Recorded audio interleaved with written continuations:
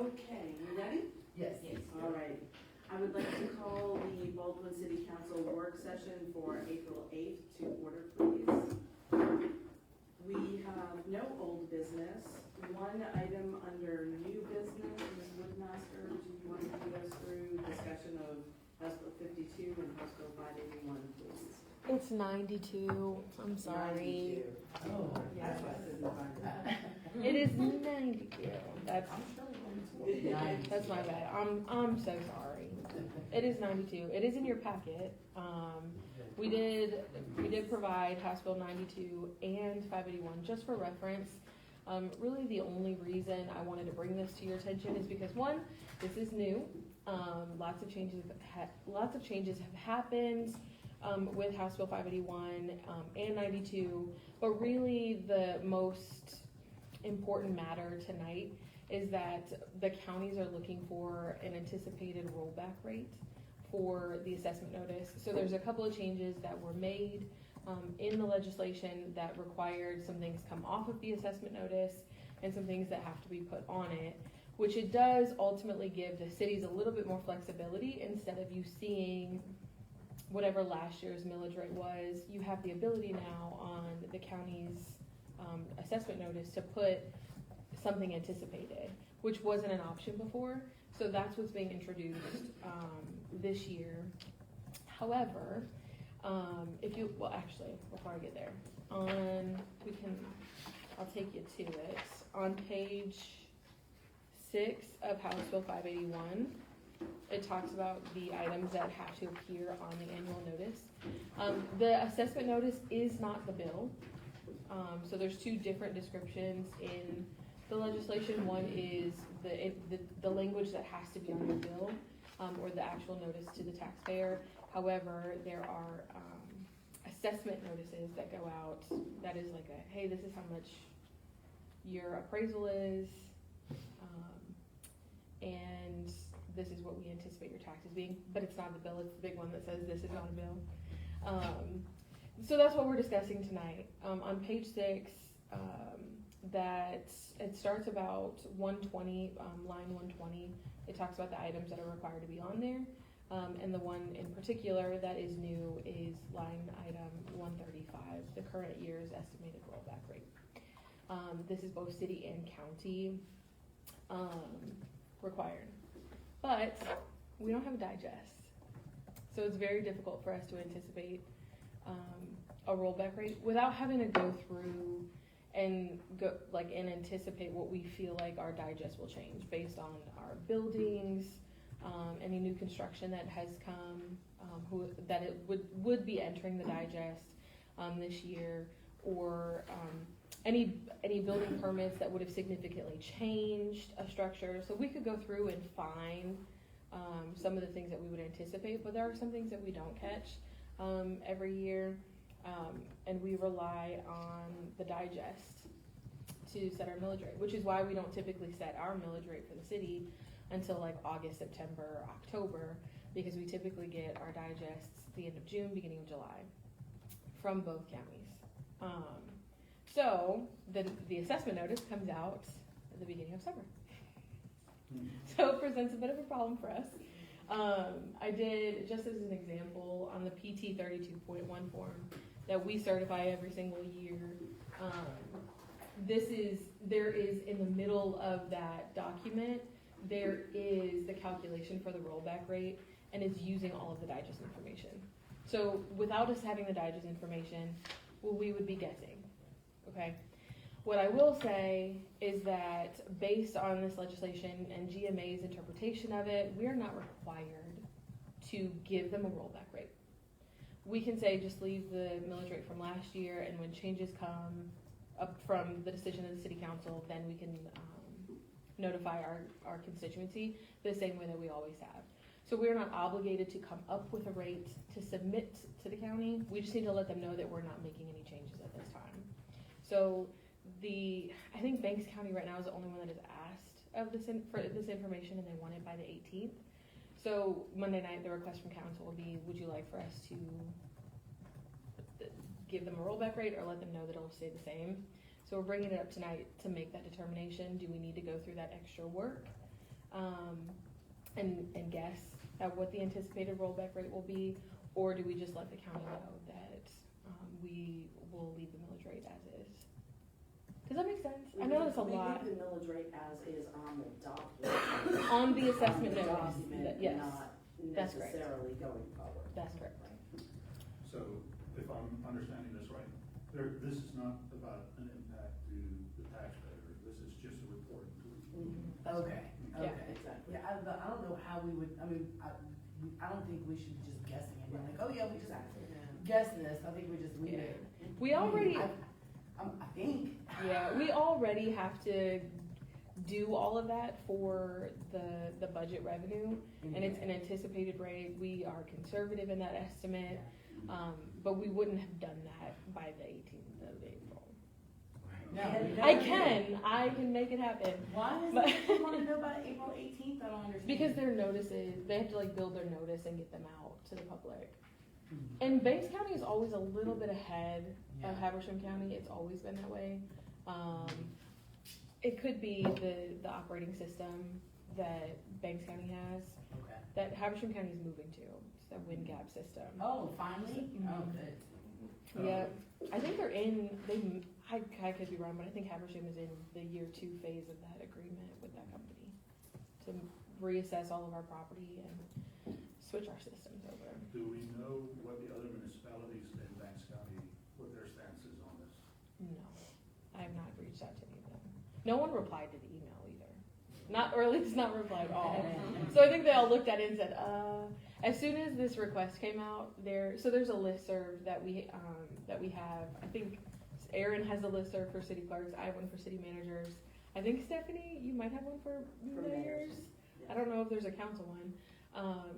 But as soon as I got this request from Banks County, there was a listserv request that was like, hey, is anyone else getting a request from their county asking for an anticipated rollback rate? How are we supposed to get this number? And all of these people started commenting. They were like, yeah, we don't know what to do. And so GMA intervened and let us know that it's really not, you don't have to do it. You can, it's more transparent if you're like that advanced. But it would also require that the county give us that information Right. to put it on the notice, so. Otherwise, we're just pulling out of our rear ends. Yeah. Well, but too, I think when this was voted on, the anticipation is you're only in one county. We're only in 2. I mean, that's double work for us, and, you know, isn't somebody in Banks County in 3 counties? Yeah. So, There's you know, actually, I think there's one city that's in 4. Oh my word. I think it's, is it Gillsville? Yeah.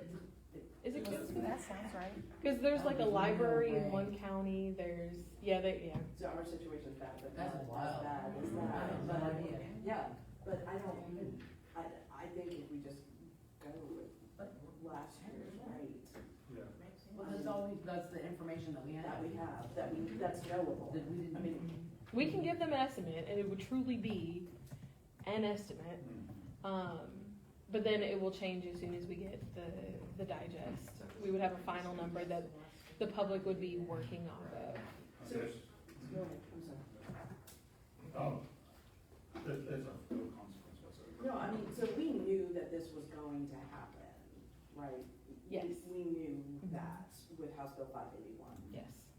that this was going to happen. Yep. So will this continue every year? This will be an issue every year going Mhm. forward? Yeah, unless they change the regulation, it will just become a standard that we don't provide it, and they just use last year's millage rate, or last year's anticipated rollback rate. That sounds like it makes a lot of sense. Why do we get the digest so late in the county? Just because? Well, they have to go through and make sure that everything is correct, on their side, and then they have to split up the digest to incorporated and unincorporated for all of the cities in the county. After $100, it says somebody came up with the crystal ball for small municipalities. Yeah, there's a few other things, none that the council needs to consider, but, you know, there's some language that will have to be added to everyone's bills this year that, I mean, it impacts the city, but we're adding a line that says you have the right to appeal.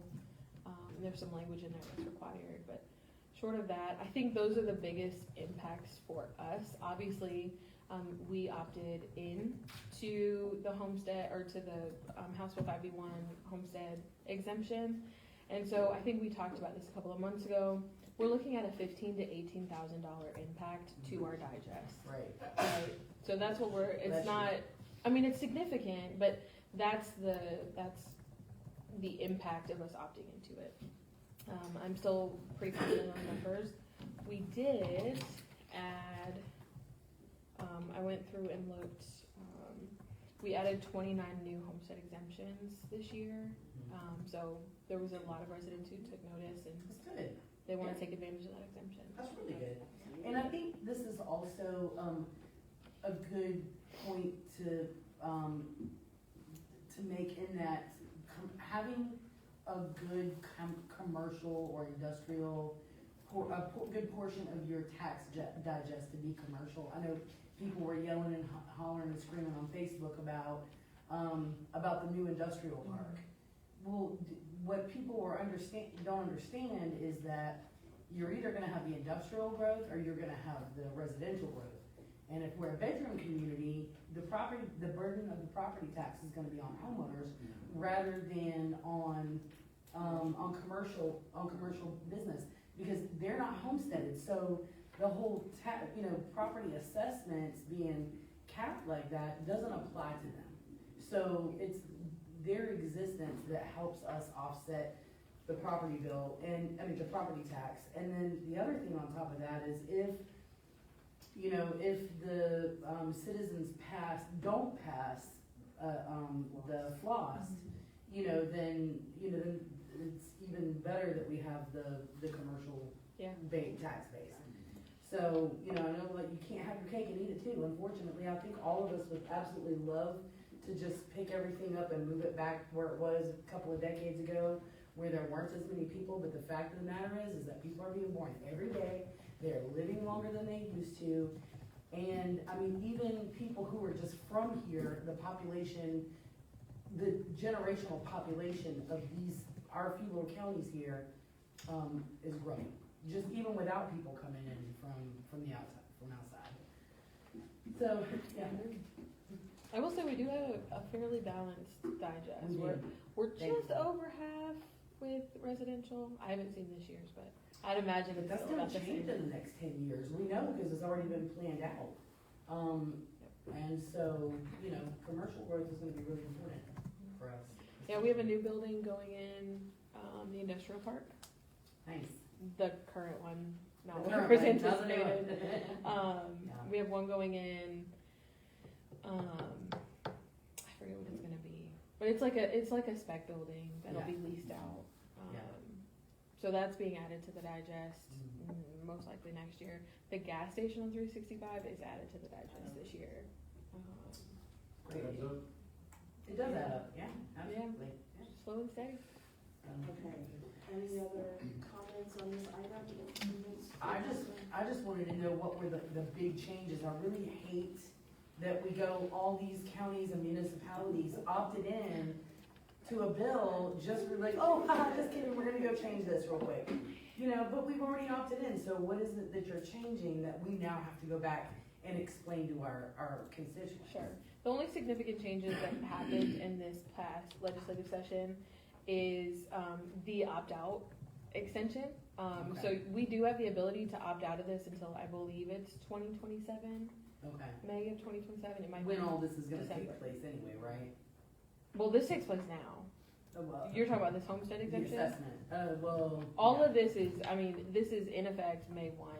Like it's, Oh, good, okay. yeah, Yeah, this if is we all were- If we live. were in, we were in, Yeah, but Yeah. now they're giving us an option. Yeah, so you'll have an Yeah. option for the next couple of years to opt out. okay. And a lot of people are using that as an opportunity to say, oh, we're gonna do it, and if we don't like it, Then we get rolled out. Yeah. Well, that's good, at least Yeah. we, cause had we not opted in, we would now have the opportunity. Okay, Yeah. alright. yeah, but that's really the only significant change now. Doesn't mean that it's not gonna come up again in the next legislative session.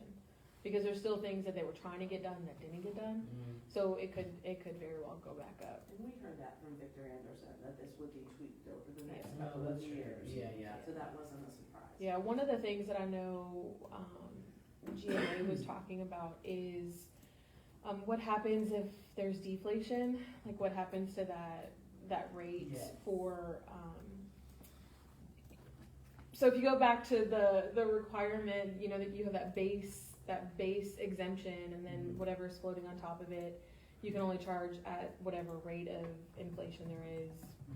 We're hopeful that it'll all be done by the CPI, but if there is a decrease in that, does that mean that it goes back down to the base? Does it Right. follow the same pattern Right. as the decrease? So if you were up at 3%, now it's -4, do you reduce it by 4%? And so that hasn't been determined yet. That's gonna be interesting. So we'll know when there is an inflation.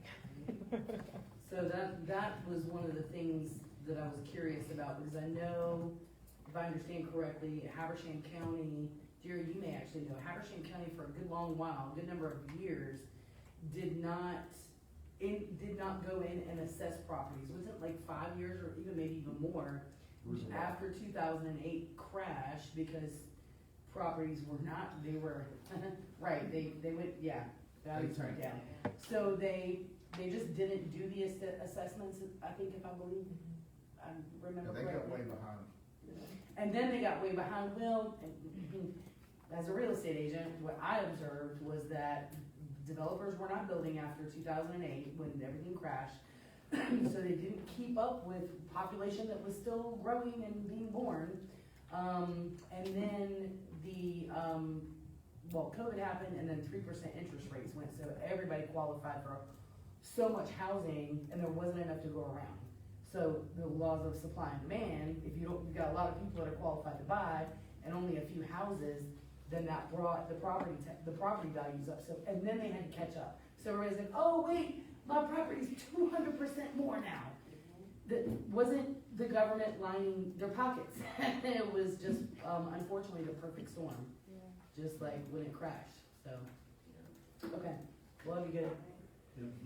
We gotta run Do them you out. recommend that we just leave it? Yep, it was. So, yeah. I think it's the way it is. Yeah. Yep. Thank you. So does this still need to come up Monday for a vote, or we could? No, if the consensus is I will not, I will respond. It's wild. Yeah, it's wild. Okay, that being the last item on the agenda for this evening, we'll move to announcements. The Baldwin City Council Spring 2025 retreat will be April 10th and 11th from 8 to 5 p.m. Formal notice and agenda have been sent to the press and posted on the city's website. The next item, the 26th annual Baldwin Cleanup Day is April 19th. Join us at Mitchell Daly Park from 9 a.m. to 12 p.m. to clean up Baldwin roads and plant a tree. Public Works will be collecting items that normally go to the landfill, including appliances, scrap metal, and furniture. Tires, batteries, and paint cans will be accepted, but they must be separated from other items. Sign up is required for pickup service. Call 706-778-6341 by April 11th to get your name on the list. All items must be placed out on the curb by 8 a.m. on Monday, April 14th. Any announcements from council? Any announcements from staff? Just as a reminder, the incorrect bill went out for utility bills. If you want to talk about that. Yes, the incorrect water bill went out, the March bill went out for water. I guess it was Thursday, I started hearing from residents, and then immediately we corrected it, sent out the April bill. That is the correct bill, the correct information on the backside of the bill as well. Look for updates and announcements there, but you should have already received the corrected April bill. We apologize for the inconvenience. To be clear, everyone's account was correct. We just duplicated the bills from last month. I know there was a couple of concerns that came in and they were like, did we get charged twice? No, everything was right on the account. We just, when we saved the file, it was saved into the wrong folder. So.